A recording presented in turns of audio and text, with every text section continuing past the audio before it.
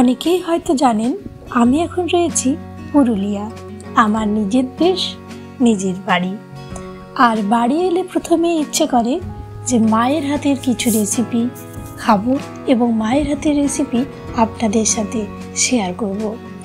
তো আজকে দেখলাম যে বাগানে প্রচুর কুমড়ো ফুল ধরেছে। সেই কুমড়ো ফুলের বড়াই মায়ের হাতের ছোঁয়ায় অনবদ্য হয়ে উঠেছিল। সেটাই আজ আমি আপনাদের সাথে শেয়ার করব।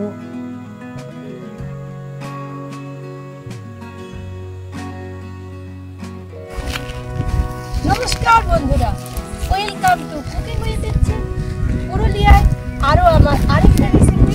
আজকে আমি মায়ের হাতের কুমড়ো ফুলের বড়ার রেসিপি আপনাদের সাথে শেয়ার করব। চলুন তাহলে রেসিপিটাকে ফুল ওয়াচ করবেন।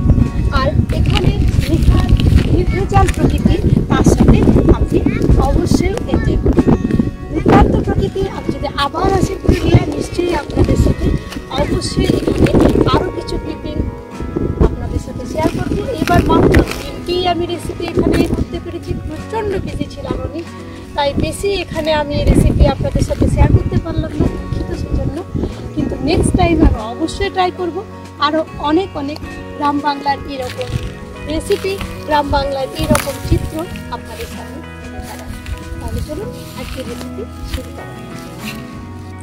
তো প্রথমে কুমড়ো ফুলগুলো তুলে এনেছিল সকালে। এখন একটু বেলা হয়ে গেছে, তো কুমড়ো ফুলগুলো একটু বুঝে গেছে। এখন কুমড়ো ফুলগুলোকে প্রথমে পরিষ্কার করে নিতে হয়। তো পিছনের এই বোটাটা কেটে ভেতরের যে হলুদ অংশটা থাকে সেটা কিন্তু বাদ দিয়ে দিতে হয়।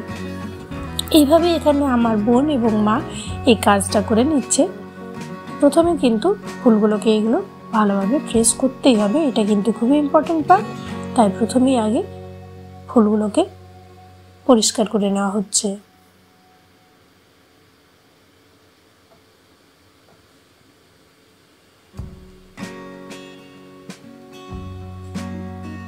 এখন একটা পাত্রের মধ্যে একটু বেসন আর কালো জিরে নিয়ে নিয়েছে মা। তারপর এটার মধ্যে আরও একটু বেসন অ্যাড করে নিচ্ছে, কেননা ওইটুকু বেসনে হবে না। আমরা অনেকজন রয়েছি এখন, আর অনেকগুলো কুমড়ো ফুলও ছিল। দিয়ে দিল পরিমাণ মতন হলুদ আর নুন। ভালো করে মিশিয়ে এখন এটার মধ্যে একটু দিয়ে দিল খাবার সোডা বা বেকিং সোডা। এখন অল্প অল্প জল দিয়ে এটার একটা ব্যাটার বানিয়ে নিতে হবে। মায়ের হাতের ছোঁয়ায় যে কোনো রেসিপি কিন্তু দারুণ হয়ে যায়। আশা রাখি আপনাদের আজকের রেসিপি ভীষণ ভালো লেগেছে।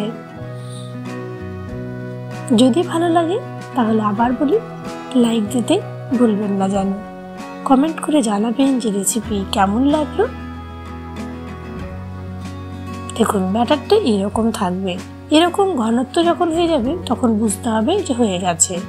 এটা কিন্তু ভালো করে ফেটিয়ে নিতে হবে, তবেই কিন্তু এরকম ঘনত্বটা তৈরি হবে আর কুমড়ো ফুলের বড়াগুলো ভালোভাবে ফুলবে।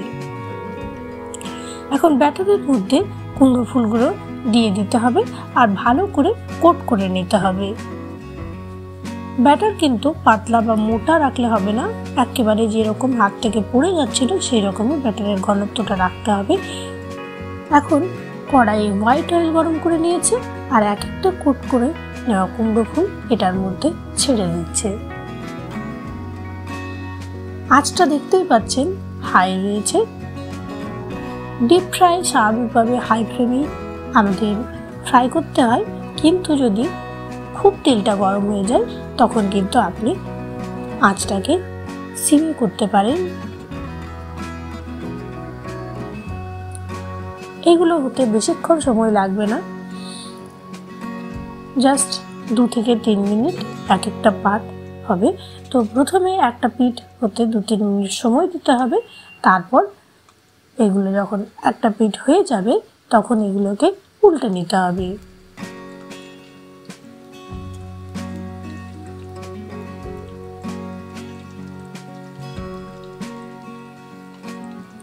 হয়ে গেছিল একটা পিঠ, উল্টে নিল মা।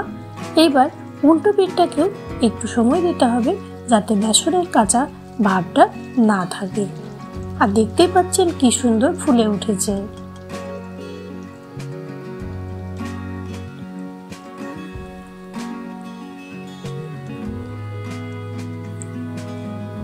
উল্টো পিঠটাকেও ভালোভাবে ফ্রাই করার জন্য একটু সময় দিয়ে দিয়েছিল। এখন উল্টে পাল্টে কালারটা আসা অবধি একটু ভালো করে ফ্রাই করে নিল। তাহলে দর্শক বন্ধুরা দেখতেই পাচ্ছেন কালারটা একেবারে পারফেক্ট চলে এসছে। এখন বড়াগুলো মা তুলে নিল, আর দেখেই বুঝতে পাচ্ছেন যে রেসিপিটা কতটা লোভনীয় হয়েছে, একেবারে পারফেক্ট।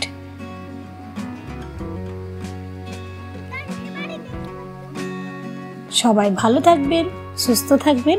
দেখা হবে আরও একটা ভিলেজ ব্লগের সাথে, আর তার সাথেই থাকবে রান্নার সাথে অনবদ্য প্রকৃতির দারুণ দারুণ চিত্র।